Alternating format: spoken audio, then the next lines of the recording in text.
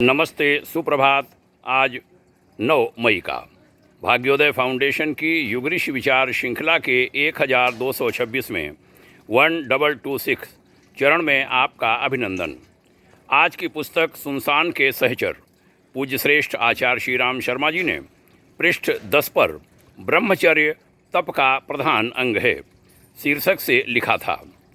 प्राचीन काल में ब्रह्मचर्य का बड़ा महत्व था। प्रत्येक अभिभावक अपने बालकों को तपस्वी मनोवृत्ति का बनाने के लिए गुरुकुलों में भेजा करते थे।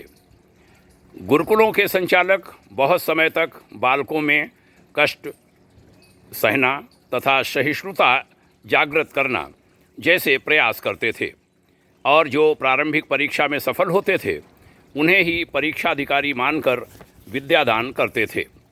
उद्दालक, आरुणी आदि अगणित छात्रों को कठोर परीक्षाओं से गुजरना पड़ा था। इसका वृत्तांत सभी को मालूम है। ब्रह्मचर्य को तप का प्रधान अंग माना गया है। बजरंगी हनुमान, बाल ब्रह्मचारी भीष्म पितामह के पराक्रमों से हम सभी परिचित हैं। शंकराचार्य, दयानंद प्रभृति अनेकों महापुरुष अपने ब्रह्मचर्य व्रत के आधार पर ही संसार की महान सेवा कर सके। प्राचीन काल में ऐसे अनेक गृहस्थ होते थे जो विवाह होने पर भी अपनी पत्नी के साथ ब्रह्मचर्य का पालन करते थे। आत्मबल प्राप्त करके तपस्वी लोग उस तपबल से न केवल आत्म कल्याण करते थे वरन अपनी थोड़ी सी शक्ति शिष्यों को देकर उनको भी महान पुरुष बना दिया करते थे। विश्वामित्र के आश्रम में रहकर रामचंद्र जी का, संदीपनी ऋषि के गुरुकुल में पढ़कर कृष्णचंद्र जी का ऐसा निर्माण हुआ कि वे भगवान कहलाए। समर्थ गुरु रामदास के चरणों में बैठकर एक मामूली सा मराठा बालक छत्रपति शिवाजी बन गया।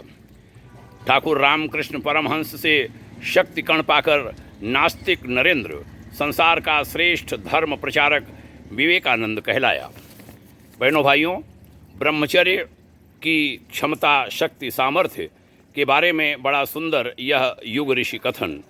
आइए इसका लाभ उठाएं, शक्तिशाली बने। बाहर से भी भीतर से भी ऐसे संकल्प के साथ आज की चर्चा का समापन।